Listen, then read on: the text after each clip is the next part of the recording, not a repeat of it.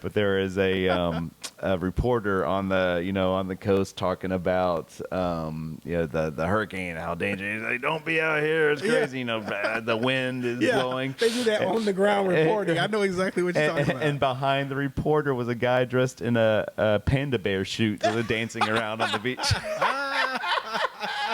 Like, no big deal. The wind didn't affect him at all. Just dancing in his pandas. I love those people. I'll have to go see if I can find that. Yes. I love panda guy dancing behind the Hurricane Ike report. And I forget it's the Ike or the number one, but yeah, that was classic. Yeah, there's always those people that just like, we're here. Real talk, let's get down to it. Jimmy and Rodney, they're gonna walk you through it. From the market trains to the best spots in town. Stop there, real talk, we got it all going down. Hello and welcome to another episode of Sci-Fi Real Talk. We are your hosts. My name is Jim Mulholland. And I'm Rodney Jordan. And this is episode 8, I believe. Episode Episode 8. Man, thank you for all of our fans out there for sticking with us. For those that are listening, the dozens of you, I would have to say, depending on the week, but that's awesome. Thanks for the dozen. Good. That's right.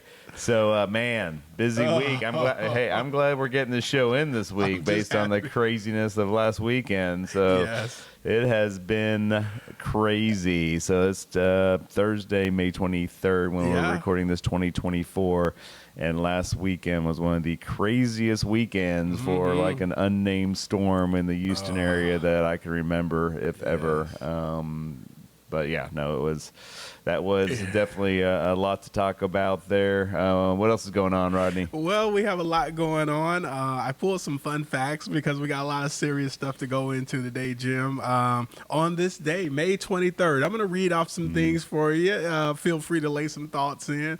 May 23rd, 1836. How about this one? General Santa Anna signed the treaties to recognize Texas independence. Nice. Pretty cool. That's cool. All right. Yeah. How about this for my techies?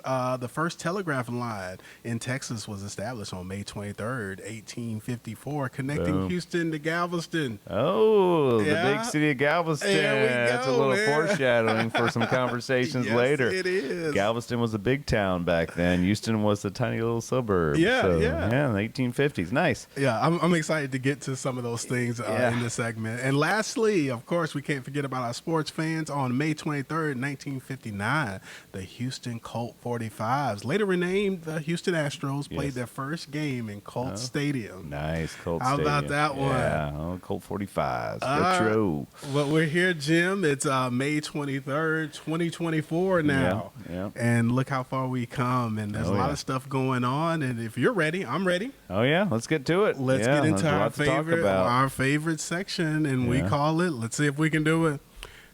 Real news. Real news. Got it. I practiced mine this morning while I was getting ready. So I was kind of like, real news right there. Real news. Yes. So boom. And man, a lot of news to talk about today.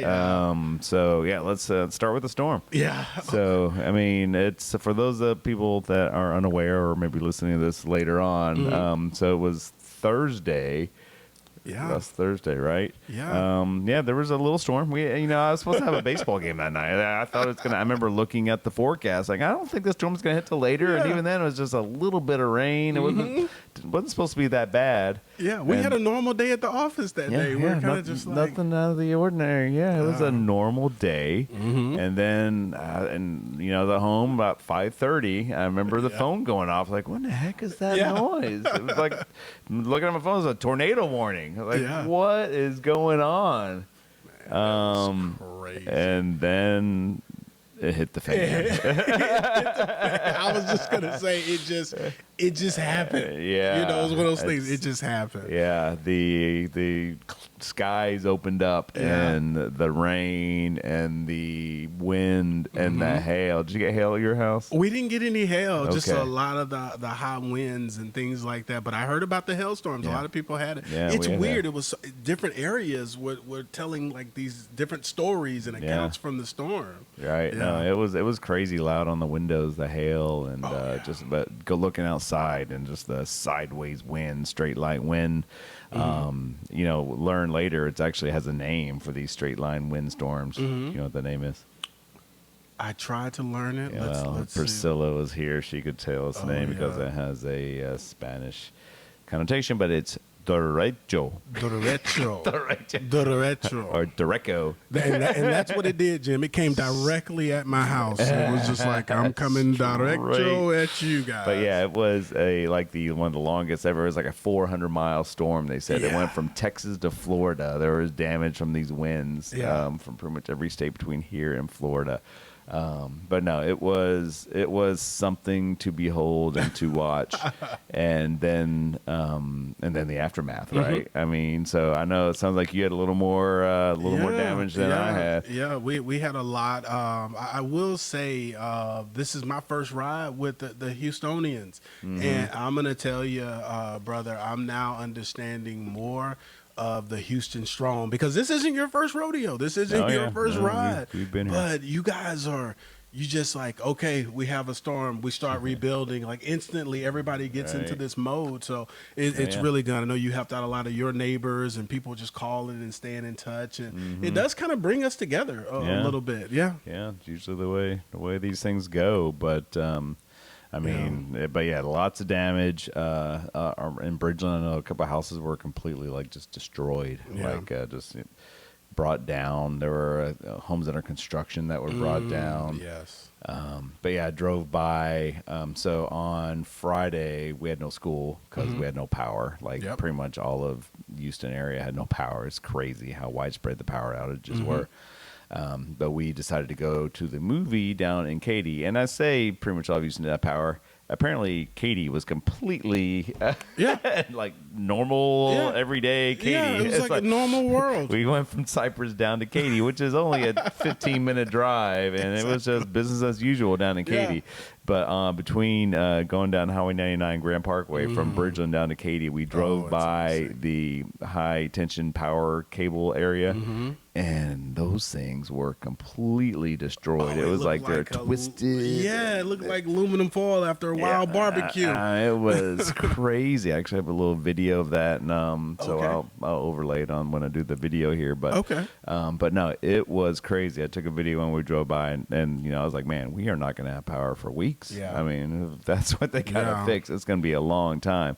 Luckily, it wasn't weeks, though they did tell us. I mean, I don't know if you heard, but I remember, man, they were saying, so this is on Friday, hey, expect no power at least for the weekend, but probably a week, if not multiple weeks. I was like, I was just like, oh boy, here we go. Because that's the thing. It's always after the storm, you get into the no power, the homes trying to recover the damage, but it's so hard to get anything done when you have no power, no internet. And, I was relying on families and friends. I was like, just screenshot me an article, and if I can drive somewhere, I'll get it, and the message will come in, just trying to look at the news on some of the things.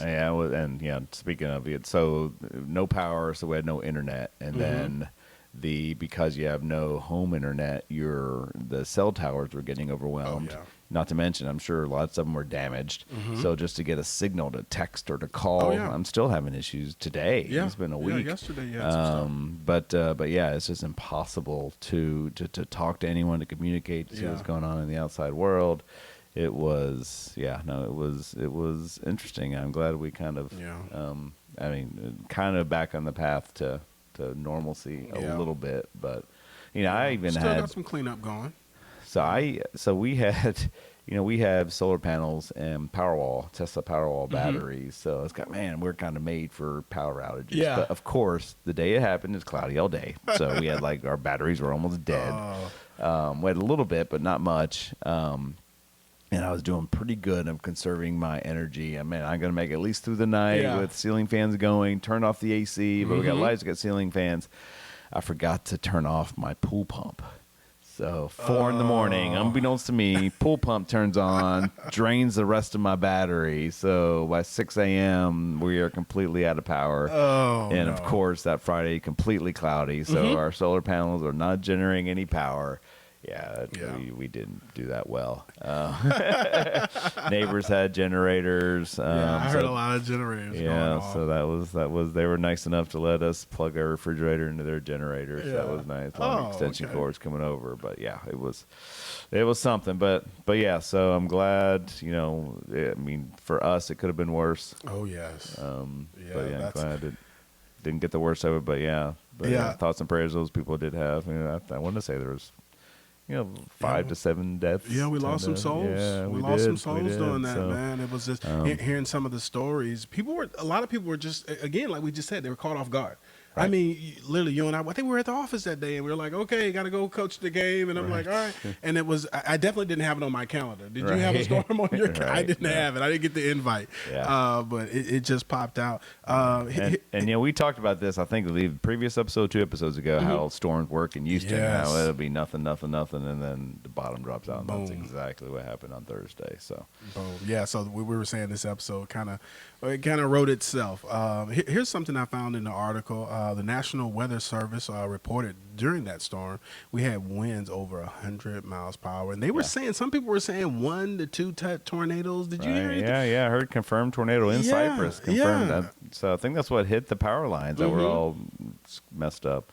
Yeah, so they had that, and when we looked at it when it first happened, according to the article, this is as of a few days ago, actually 2 days ago, that CenterPoint had restored power to millions of people. We had so many people that just didn't have power, and they were restoring it in these almost blocks. Right. I mean, you'd see the Facebook notifications, or people were in their Ring apps, and they were saying, okay, this community has power, or this community doesn't have power. But it was definitely a large thing. Took down some big, beautiful trees in the area and stuff like that. So yeah, for us, we got power like a day later, but then we lost power again for like 4 hours, and then we got it back. But yeah, it's a lot of yo-yoing.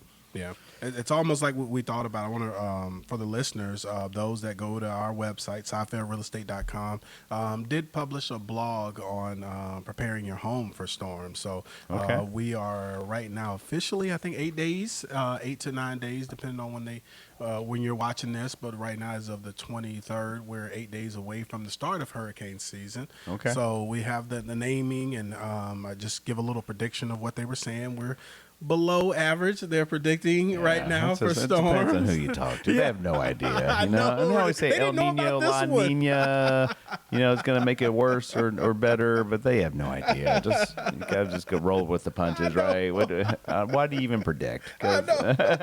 Is anyone changing their life based on these predictions? And they're going, Jim, I saw that report, and I was going to do this, but no, I'm not. Exactly. Yeah. It's like, I was going to take all these precautions, but no, they said it's only going to be 8 this year, so I'm good. Oh, yeah. Versus if they said it was going to be 25, better go buy a whole bunch of canned goods. I don't know what you do. I don't know the purpose of these predictions. Yeah, how do you prepare that? And I think we have found, I don't know if you have it here, we have found a little map, outage map they had. CenterPoint did it, but they were showing us, and we had a little thing kind of just with the overview, kind of showing some of the areas that had lost power, but they've restored a lot of power. There are a lot of people that are back. Kids are back to school. I was asking you about Bridgeland this morning. Yeah. And did you ever find out what was going on at the high school? Was it just a power outage? Or power outage. Okay. Yeah, there were some rumors of damage from the portables, but I didn't see any. Okay.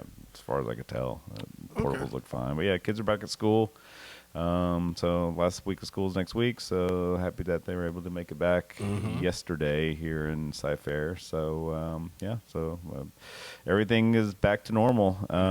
Speaking of school, this is kind of news. The Bridgeland Theater is putting on their big production this weekend. So if you are looking for a date night, my daughter's in the theater, and it's a rendition of The Little Mermaid. So there's shows tonight, tomorrow night, and then 2 shows on Saturday. Okay. So anyone want to go out and take in some live theater, Little Mermaid, you can see my daughter Nicole. Under the sea. I think under the sea. Was it Sebastian or something? Yeah. Yeah, I think my daughter is a pirate or a ship person, and Okay. I think she's a fish, so she's like in the ensemble. So, Ooh, but yeah, so it's pretty exciting. nice. So she's been working hard. Yeah. Got home last night at like 11. The night before, got home at 11. Oh, she's really So- tapped in. And then, well, they missed like 2 or 3 days of rehearsal because of the storm. So now they're really having to stay late. So they're doing their first show is actually today to like the elementary school kids, kind of Okay. like a dress rehearsal yeah, to yeah, an yeah. audience that's not going to be. That's a good audience. Yeah, That's a not good going to be audience so right there. unforgiving if you mess Yeah. up a few things. So they have that this afternoon, and Yeah. then the first show to the public is actually tonight. So, but the shows are always really good. So we always enjoy going to this. I like that, practicing with the kids. I should practice my listing appointments with the elementary Get some- students and yeah, everything. good Get some idea. reps in. Good Pretty idea. good audience. But anyway, according to this page right here, it looks like active outages still looks like about over 2,122. I think we see. So definitely our thoughts Well, and that's prayers for those families that are still without. But yeah, you it know? was like 1 million. I mean, it was Yeah. stupid. It was crazy. So, but Yeah. yeah, glad that we're back. That's good. That's good. All right. Yeah. Well, All right.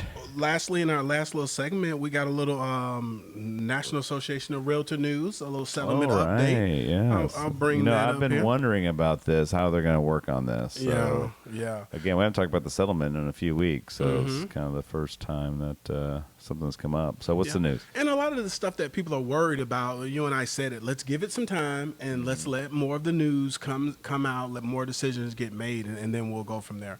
Well, here's the news. The VA actually has some news for this thing. It was one of the sticking points of the settlement, but the VA will suspend its rules blocking veterans from paying agents. The U.S. Department of Veteran Affairs signaled on Tuesday it would suspend a rule that blocked veterans from paying agents when buying a home. And in real estate, that was one of the things we said, man, this is really going to be bad for the veterans. Veterans, right. How are we going to do it? So, Oh, yeah. Are we going to make it to where they can't use an agent because if the seller's not paying an agent, then the veterans are not allowed to? So, yeah. So you're telling them, okay, either don't use an agent or What do you do? yeah, I mean, hope that the seller's paying your agent's commission. So that's good. That and I figured that was going to be the case. Yeah. Yeah, So, I a mean, lot that's of really the the only stuff way people around are that. worried about. It's like, give it some time. They're gonna figure Right. it out and stuff like that. So, Yeah.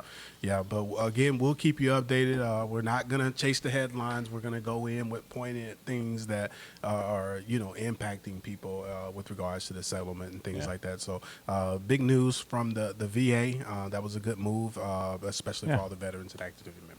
Absolutely. All right, good stuff. All right. All right, Well, well. as we continue to go, we got some interesting stuff. We've talked about the world, but Jim, what's going on in the market? The market, yeah. So Yeah. market, it's been a good spring, I think. So we'll look at the numbers here next week. Hopefully, we'll probably have some updated numbers. Okay. But in terms of the feel, it seems like things are still going well, right? Yeah. So interest rates has kind of always been the big topic. And so here's kind of a look at the rates again. And, we bottomed out. Last time we were talking, we're bottoming. And Yeah. we'll look at the 10-year Treasury chart here in a second. And then we kind of tick back up. So average 7, bottomed out just below 7. Now we're back about 7.1. So 7 1/8. But this is what we talked about last It's time, right? It's exactly it. exactly what we talked about, right? So here's the chart we're looking at. So in this uptrend, this is daily chart of the 10-year Treasury. 10-year Treasury mirror, or the 30-year mortgage rate basically mirrors the 10-year Treasury. So 10-year Treasury is going up, rates are going up. And I said last time we talked, looking at the technical analysis of this deal, we had this support area of about 4.33%. And last time we were talking, it was coming right up to that support area. was. And sure enough, it's bounced off that support area. So that's where we bottomed out, was last Thursday. So it bottomed out. So not only was it a support area, it was also the bottom of this uptrend. So it's going back up. So we got a little bit of resistance here. So maybe maybe it'll slow down. Okay. So based on these candles here, but still probably good chance we'll go back up here, retest this. If not, back up to this yellow line here. So again, if it goes up to that, that's another 0.25% or so from here. Yeah. So that would mean 7.5% average, or 7.25%, 7.5. But yeah, so around heading right into summer too. nothing new. We're still in this uptrend. So I fully expect rates are going to stay in the 7s here for the probably at least the next couple months, unless something. CPI number comes in good. Fed comes in with some surprise rate changes, but otherwise, as is, CPI keeps kind of hitting what's expected. Yeah. Fed's not really going to change anything in terms of their plans, so rates are going to kind of keep going with what they're comfortable with. And right now, it's staying in this upward channel. So. Yeah, so we're sitting right in those 7s. But good news is, it's still, in terms of the real estate market, good. Still a good solid market. Buyers, sellers, very equal. If you have a good listing, it's gonna sell. You're gonna get buyers. Yes. If you're a living buyer, proof of that. I mean, right? a good home, a good price home is still seeing multiple people. Some multiple offers. Yeah, we got a multiple offer situation right now. One of our listings. So buyers, though, we're still gonna have more options because homes are on the market a little longer still than they were during the craziness of COVID. Yeah. But yeah, no, it's. I'll go back real quick just to remind people on the charts.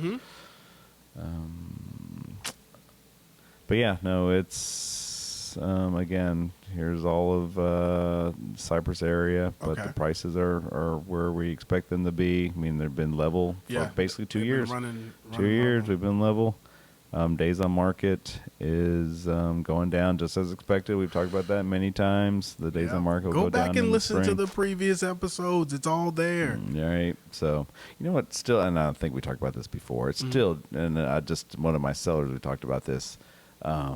Prices obviously straight for 2 years. Yeah. They haven't changed. No. HCAD values this past year went up higher, more percentage-wise than any other year, pretty much all at Bridgeland. What are they looking at? I don't understand what they're looking at. It's and the data is right there. It's been level, but they're just level forever. We can just let's just look at resales again. Yeah. Again, you going, this is Cypher Real Estate. You want these nice handy dandy charts? Go to cypherrealestate.com. Check out these charts. But here's resale. Still straight line. That's a straight line. Yeah. Per square foot, maybe a tad bit on the uptrend, but not really. So not 8%. Yeah, 10. No, that's like 20%. Some of the. I mean, it's stupid what Harris County Appraisal District is doing. So yeah. But yeah, market's good. So nothing out of the ordinary. If something changes, we'll definitely let you know here. Yeah.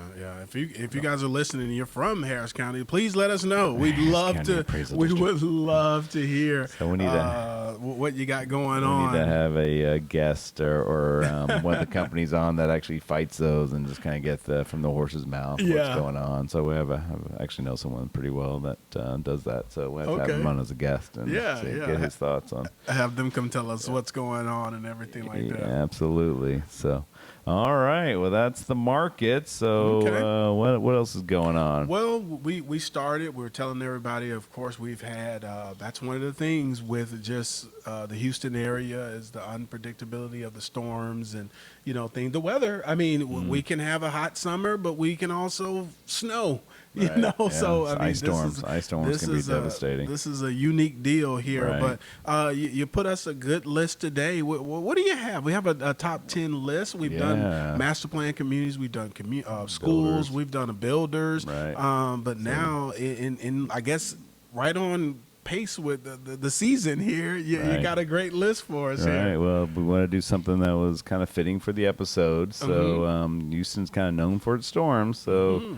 We went out and tracked down the top 10 costliest storms of the Houston area. So kind of going down memory lane for some of this. But, I went and did some research and finding out how much storms cost in terms of property damage through time. And then we would use a calculator to go and calculate what that damage was from that year, what it is with inflation today, and we just got a top 10 list to see what the most costly storms were. Okay, so, I'm grabbing my pen. I'm ready for this. So, all right. Well, we can't do a list of storms without, and this didn't. I was actually surprised this storm did not make the top 10 because it is the most famous storm in Texas history. Yes. And so we give it an honorable mention of the Galveston storm of 1900.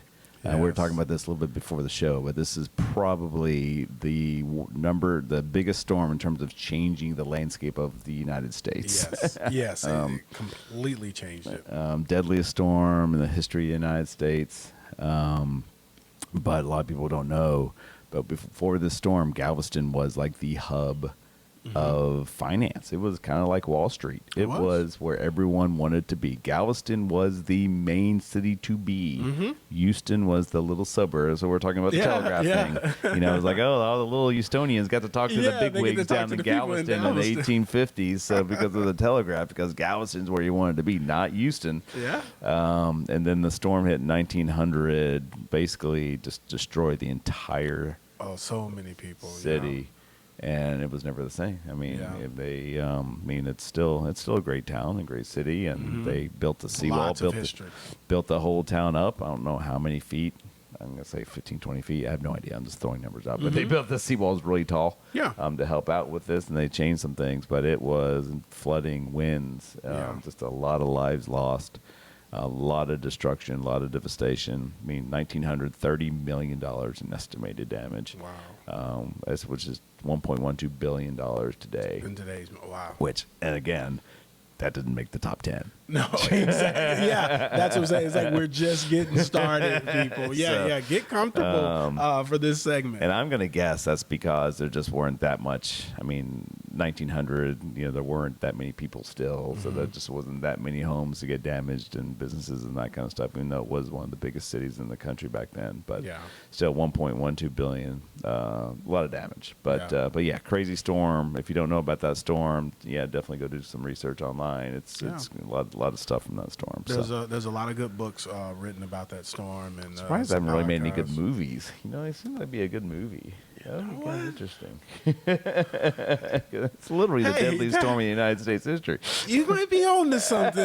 We may need to put some kind of note. Contact Jim on this movie idea. And there may be one, but if it wasn't popular. But that's interesting because I'm sure there's a lot of history that can be drummed up and make a pretty cool movie. Yeah, and you and I could be in that. We could be in that movie too. It'd be a sad movie. Oh yeah, maybe like some Titanic. Not a happy ending, exactly. Yeah. Not a happy ending in that movie. Yeah. All right, so but no. Thanks for that.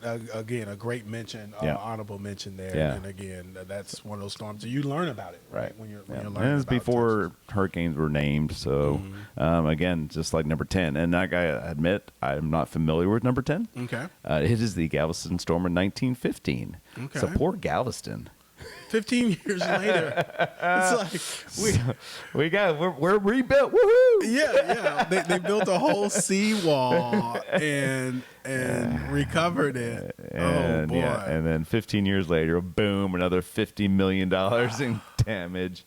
$1.55 billion in today's dollars. Again, a fraction of what these most recent storms are, but again, a lot less property to damage back then. Yeah. But I admit I'm naive on the storm. I know nothing about it.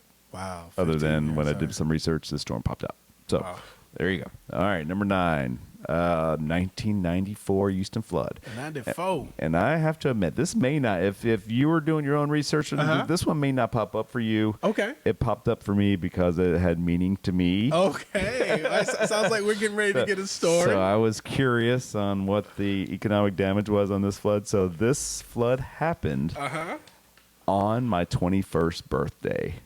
Okay. So that's how I remember this. I was born in 1973. So in 1994, my birthday's on a Tuesday. Couldn't be the worst day to have a 21st birthday. I'm in College Station at Texas A&M on a Tuesday, hanging out at my house, and there's floods everywhere. The news is just talking about, your normal news flooding event going on, and it's a Tuesday. No one was going out for my 21st birthday. So How do you I think I might have popped open a beer. I don't know. Hey, 21. But yeah, I do remember this storm. So my parents lived in Humble at the time. There's a lot of flooding all through Humble. I remember the San Jacinto River crusted over. But yeah, I remember a lot of damage and a lot of people really affected by that storm. But again, most people probably don't remember that one. So, oh boy. All right, here we go. Number 8. This one is a big one. So those old timers in Houston will definitely tell you about Hurricane Carla. Number 8, Hurricane Carla, happened in 1961. So 63 years ago. Estimated cost $300 million. Today's cost $3.1 billion. I mean, you do the math. Yeah. It's just like, So wow. Carla, again, don't know a whole lot about that. Pretty sure there's a lot of high winds, damage. Not sure about the flooding, but I remember Carla, just growing up, people talking about Carla, how it was one of the most memorable storms in the Houston area. But yeah, $300 million, $3.15 billion, number 8, costliest storm in the Houston area history. Number 7. I love the name. It gets the tax day flood. Tax day flood. So this is more recent, right? This is 8 years ago. So even all my neighbors remember tax day flood. Oh, really? Oh yeah, we remember tax day flood. Didn't miss some school. Yeah, that's always the exciting thing. Yeah. Kids don't have to go to school, but a lot of flooding. Some areas in Cypress flooded, tax day flood. Then they would flood again a few years later, Hurricane Harvey. But yeah, tax day flood. It was just one of those freak storms. It just sat over Houston. Just kind of like the 1994 flood. It was it wasn't a named storm, wasn't a tropical storm. Just rain. It's April, right? You're not gonna have tropical storms in April. Just one of those weird storms that just came and just sat over Houston. But yeah, there was multiple neighborhoods in Cypress that got flooded. Lots of boats going around, getting people out. Whoa! So man, it was pretty bad. Yeah. So, Number 7. Yeah, so $3.5 billion. Number 6. This is the one. Yeah. This is it. So this is why we're doing this deal. This is the storm from last week. Yes. This could also be called the Houston Derecho 2020, but this is the storm that happened last week, the 2024. I just called it the Houston Windstorm because it doesn't have a name. I'm not really sure what to call it. But yeah, no flooding in the storm. It was just wind, tornadoes. So a lot of damage, and a lot of power outages. I think a lot of that. So it's estimated right now $7 billion. Yeah. Which today is $7 billion. But I think a lot of that cost, in terms of probably just a lot of power to get the power back up and running. I mean, there were houses lost and that kind of thing. But I think a lot of just the money to cost to get all the power going. 'Cause a lot of damage. You know, during this, I haven't heard any water outages. It seemed like the water held up during this one. I didn't hear anybody talk about that. We got from our mud. They were saying that they were running on backup generators, but they expected them to, continue to go until they can get the power going. But you're right. It was just wind. Just it was wind, probably the only one of this whole thing that was mostly wind or all wind because I don't hear anyone get flooded. No. I mean, it was a lot of rain in like 30 minutes. Mm-hmm. I mean, it was probably about a couple inches of rain in 30 minutes, but it really wasn't bad. It was wind and maybe some hail damage for some houses and stuff. But yeah, so that was number 6. So number 5. All right, Tropical Storm Allison. So this was a freak storm. Really? So this, I remember Wendy, my wife, and I, we went to float the river. So we went down to float down the Guadalupe River with some friends. We used to do that quite a bit when we first met before we got married. We'd go there, we'd camp, we'd float down the river, fun stuff. Amy still does that. Well, anyway, leave to go float down the river. There's no mention of any storm. So it was, this thing just formed quickly in the Gulf. And then just came up into Houston. And again, it just sat there. Just sat right on top of Houston and just spun. Yeah. Just like the number 1 storm, a little foreshadowing. But yeah, it just spun. Couldn't get out. It was never a hurricane. Didn't have crazy winds. Just a lot of rain. But you go back and look at pictures of Hurricane Allison and just like downtown Houston, just the overpass is just filled with water underneath. Really? But yeah, it was a bad storm. But yeah, and I have 1961. This is not 1961. Everyone will. There it is. Yeah, so I don't have it.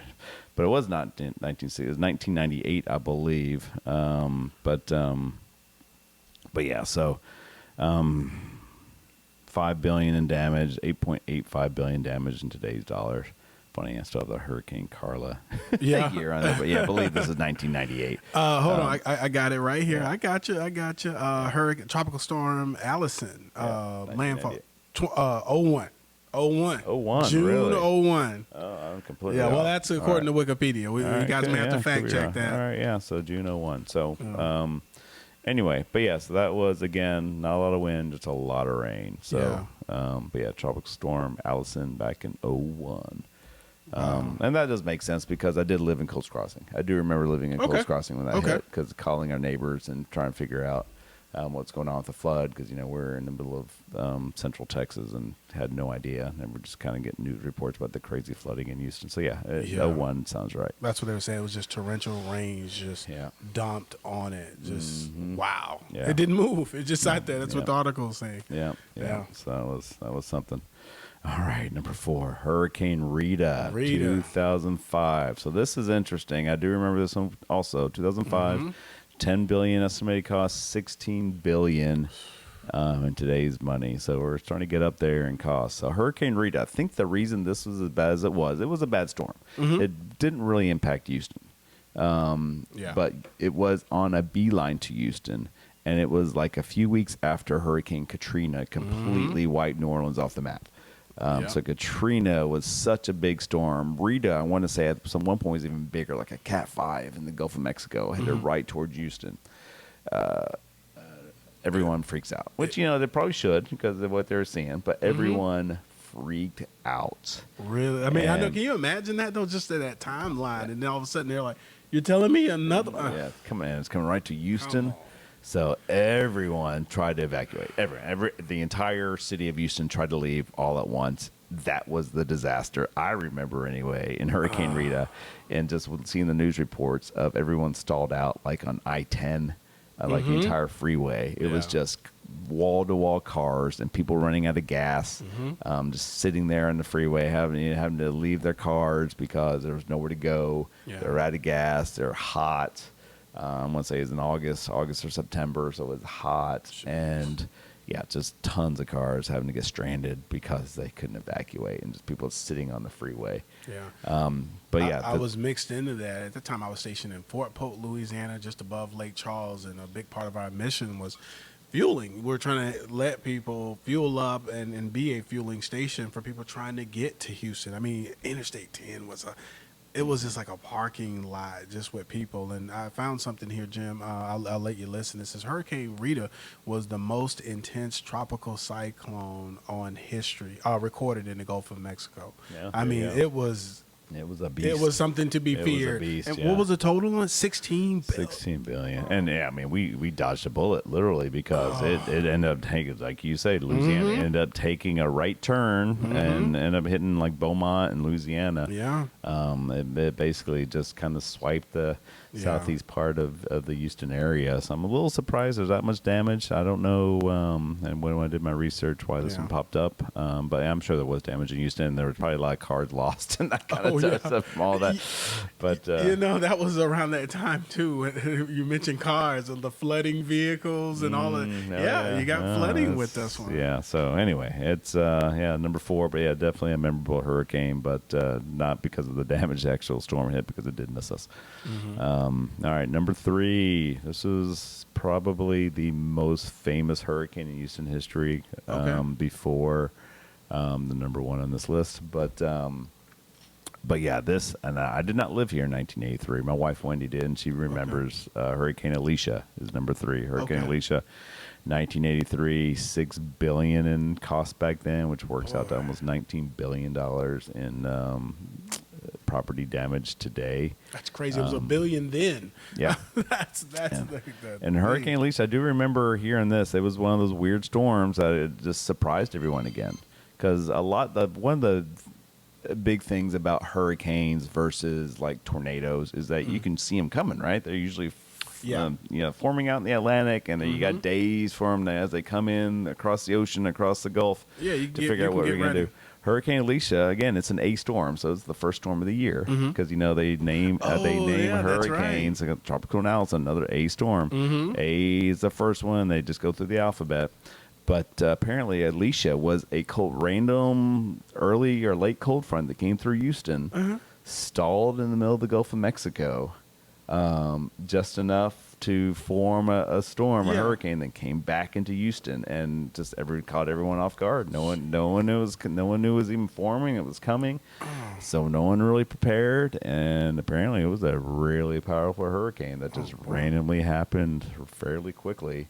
And came and wreaked havoc in 1983. Again, I wasn't here. My wife could probably tell you more about that. I'm sure a lot of people in Houston could tell you about that storm, especially growing up. And it was a big deal. But yeah, Hurricane Alicia, almost $19 billion in costs with today's dollar. So number 3. Number 2, Hurricane Ike. Yes. Yeah. So this is again a little more current. Yeah, I mean, we lived in Cypress. It's funny, we actually, my son Ben, is graduating. He did a legacy project where he had to do pictures of him growing up through the years and different things. And one of the pictures he has is him out in the street during Hurricane Ike with an umbrella. So that's some pretty good parenting there. He's like, Dad, why'd you let me go play with an umbrella when I was 2 in the street? But yeah, so you're like, hey, go have some fun playing in the rain. It's a hurricane. That's right. Go have some fun. So, but no, that was a big storm. We lost power for quite a while. Oh, really? And several days without power. So that was kind of the problem with that. But again, not a lot of flooding, at least in Cypress. This is more of a windstorm, a lot of wind damage. I'm sure there were places with flooding, but not like some of the other storms that we've discussed. But yeah, I just remember a lot of wind. It's the first time I've lived through an actual hurricane. I just remember how windy it was, and just it was pretty crazy intense that night. A lot of trees going through. Oh, yeah. But no, it was a big storm. Obviously, we just jumped, right? Because Alicia was 19 billion, and then boom, Hurricane Ike, 55 billion. I mean, look at that. 38 billion cost back then, 55 now. But yeah, there was just a lot of property damage all around the Houston area. It was pretty much a direct hit with Hurricane Ike. Yeah. It was, and that was, memes were big then. They were kind of popular. I remember a lot of memes about it. They were like, Houston was like, oh no more storms for Houston hurricanes. So one of the things I remember, was it Ike or was it the next one? But I remember, I have to go see if I can dig this up. But there is a reporter on the coast talking about the hurricane, how dangerous. He's like, don't be out here. It's crazy. The wind is blowing. They do that on the ground reporting. I know exactly what you're talking about. And behind the reporter was a guy dressed in a panda bear suit, dancing around on the beach. Like, no big deal. The wind didn't affect him at all. Just dancing in his pandas. I love those people. I'll have to go see if I can find that. Yeah. I love panda guy dancing behind the Hurricane Ike report. And I forget it's the Ike or the number 1, but yeah, that was classic. Yeah, there's always those people that just like, we're here. It makes me wonder, was there a guy in the storm of the 1900 storm when they were reporting? Was there some guy standing there going, hell of a storm in Galveston? Look at this. People always are making fun of storms before it's a big deal. People are always kind of making fun. Like, you always see the meme where there's the one chair knocked down that says, "We will rebuild." We will rebuild. I know. The one lawn chair knocked over. Yeah. We funny. have Cypress strong, Houston strong. Yeah, that's right. All of those. That's awesome. We could laugh about it. Oh yeah. All right. Number 1. Oh yeah. This is the big daddy, 2017. So this is only a year after the tax day flood. So that was, people who just moved to Houston. Welcome to Houston. We have a flood every year. Tax day flood just happened the year before.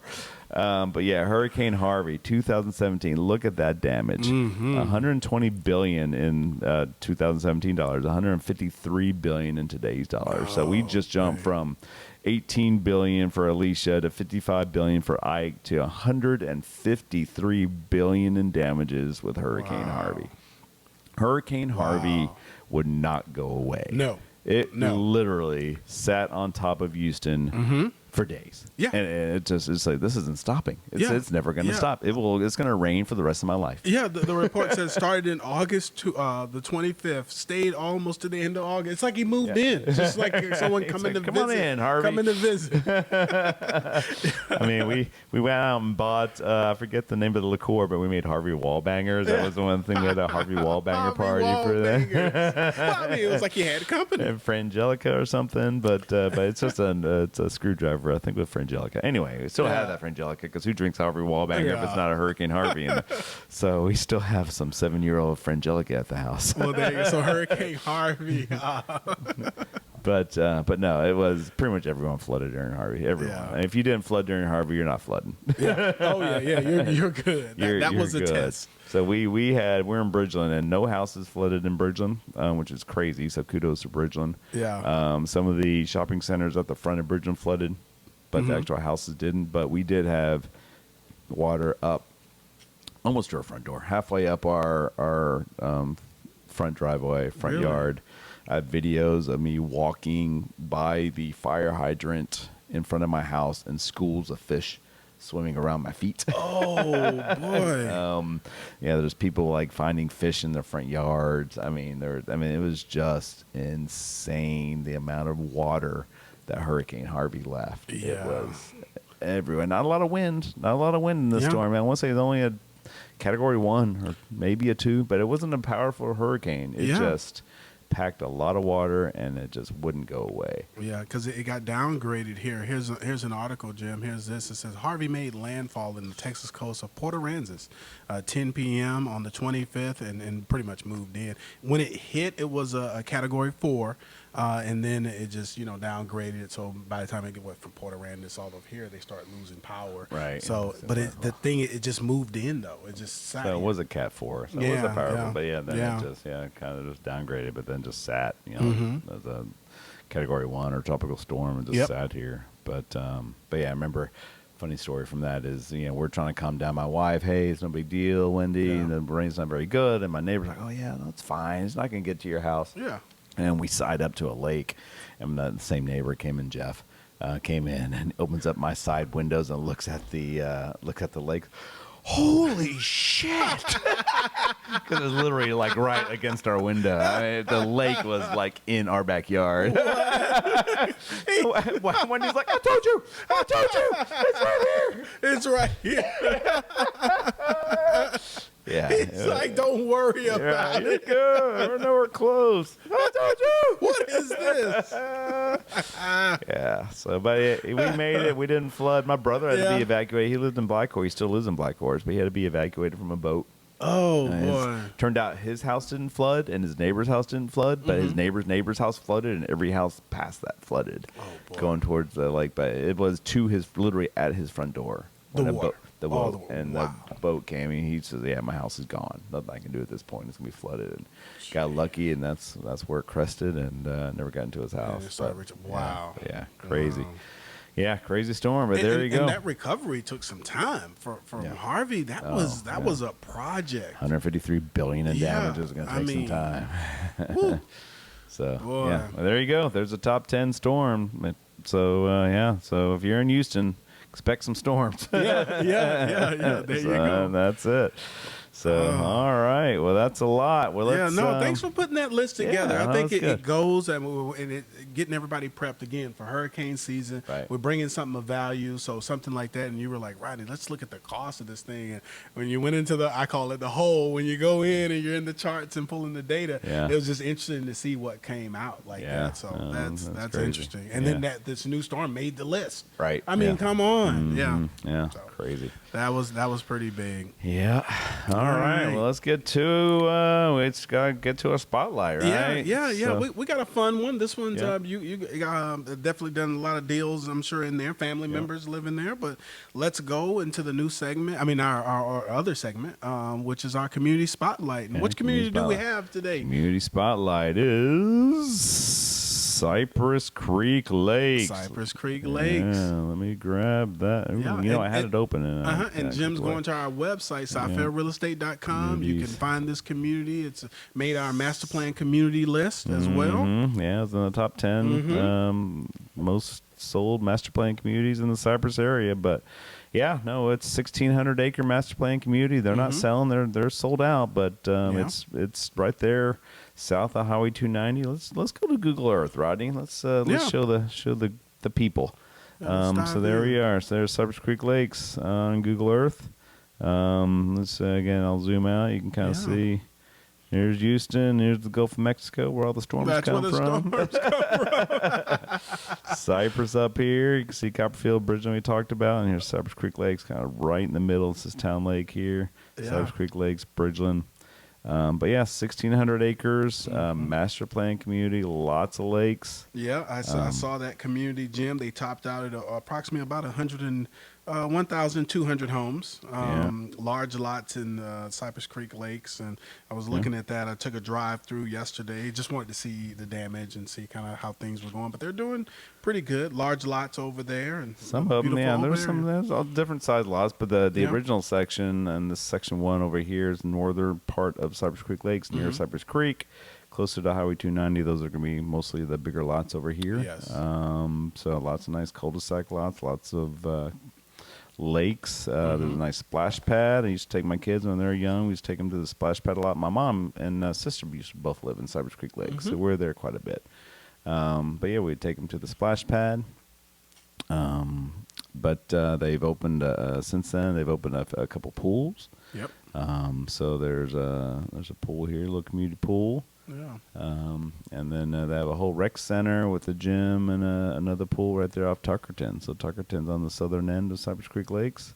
And they have pickleball courts. I went and took a look there. Do they really? Yeah, they're the golf course. I think what they do, I don't know if it's pickleball. What they do is they use the tennis courts.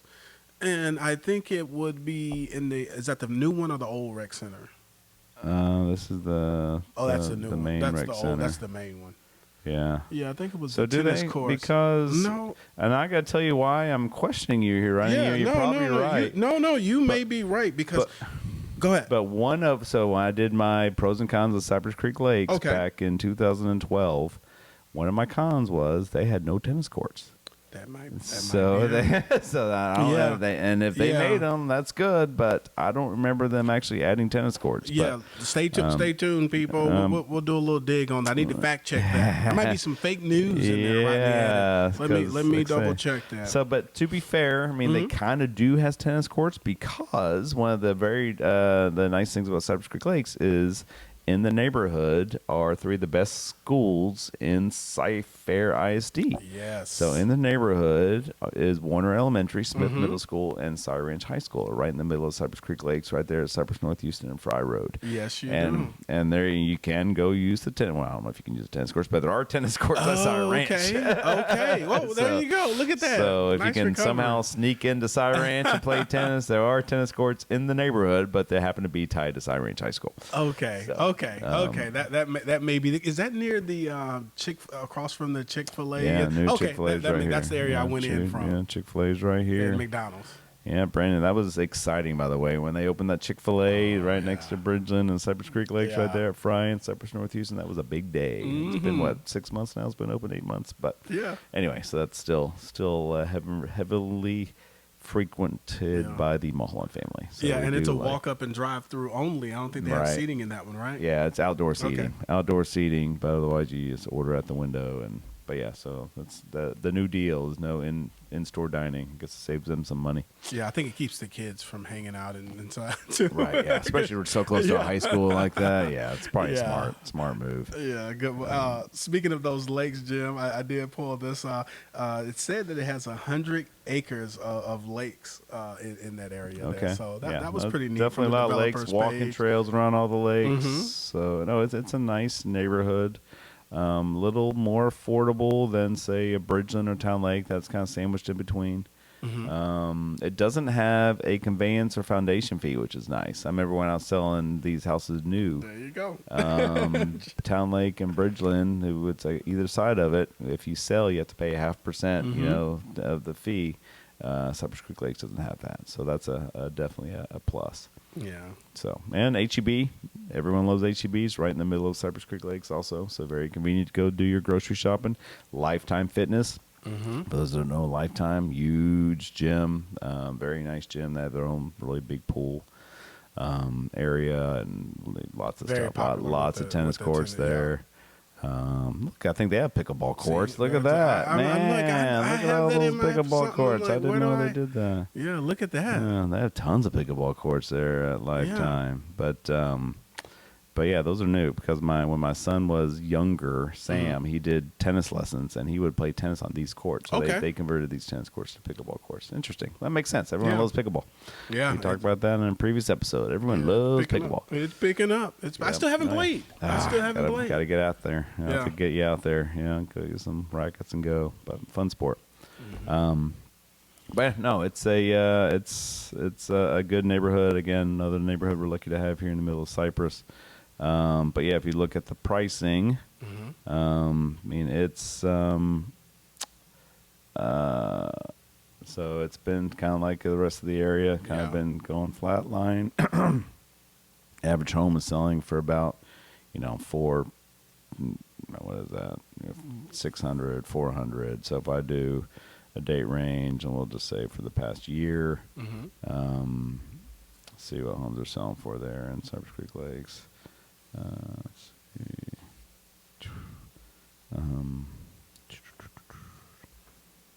Apply. Yeah, so the average price in Cypress Creek Lakes is about $168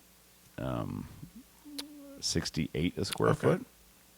Median price is about $580,000. Average home size is about 3,500 square feet. So you're looking at a 4-bedroom, 3.5 bath type of a house for the mid fives. Say you don't want a pool. That's going to bring you down to about the 520s, 3,300 square feet, 167 square foot. So, but yeah, no, it's been pretty steady in terms of pricing and the per dollar per square foot. Days on market, they went up again like everyone else in the winter. But now we're kind of going back down. April, the average days on market was 5. There you go. I did find something interesting in March. Only one home was sold in Cypress Creek Lakes. So I thought that was very interesting. Yeah, just one home sold, 5 in April, 6 in February. So yeah, so not a lot of people moving away from Cypress Creek Lakes. It's a good that the tax rate's lowered. You're talking in the 2s in the tax rate. The HOA fees are good. And the schools are great. So a lot of people, as long as they have the kids in the school system, are typically staying in Cypress Creek Lakes. Yep. Jim, I had pulled a list of just some of the builders that built in that community. And some of these names should ring a bell. You had Ashton Woods building some homes in there, Darlin Homes, Lennar / Village Builders, Perry Homes, and Newmark Homes. Yeah. So you had a good mix. A few of those, So no, good.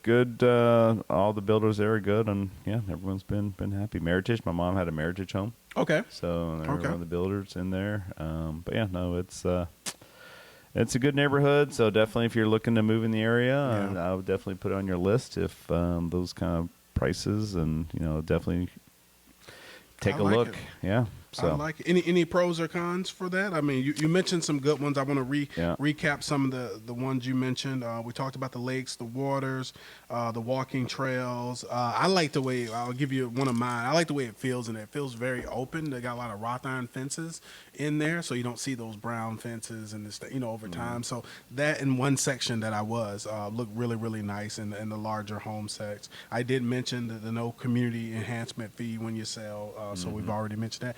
Anything else on the pro side, Jim? I mean, like the taxes. Okay. The taxes being lower are the pro. The schools. I mean, excellent schools. Definite pro. Cons. No tennis course. Oh, yeah, there you go. And they don't have a swim team. Remember I was saying how important how important swim team was to my wife when we're looking at neighborhoods to move into. Cypress Creek Lakes does not have a swim team. At least they did. I'm pretty sure they still do not. But yeah, that was a big thing they're missing. Those are the biggest cons. I mean, otherwise it's it's a great, more affordable neighborhood. I think than it's two neighbors at Bridgeland and Town Lakes with the good schools. Jim, I was in a YouTube poll last night, just researching this area, and one of the things that the agent, one of the brokerages mentioned, they did a little drive-through video, and you've done a video of this one as well too, right? Yeah. We'll maybe have to link that so people can go and maybe take a look at some of that. I don't know what year that was, but a blast from the past. Yeah, there you go. I'll try to do a link here. Let's both do it. Let's both do it. What are they? That way, one of us are right. So. But one thing that I noticed, because I haven't lived there, but just driving through, Jim, the traffic. it was something getting out of the area trying to. So I was thinking like, okay, if I wanted to get to 290 from here, it is. I mean, you guys get to cheat of Beltway and from Bridgeland, you got Grand Parkway. You guys can run, but for them, they may have to fight up Fry Road or do some things. Oh, you got the map there, so it's a little bit right. You got to go Fry, or you do a back way through Town Lake, and but still, you would have to go then down to the Barker Cypress, which is even worse than Fry. There you go. So they need to open up Mound here, and this is Cypress North Houston, I believe. No, this is, I forget what street this is. What is that? Anyway, it hits Skinner here. Okay.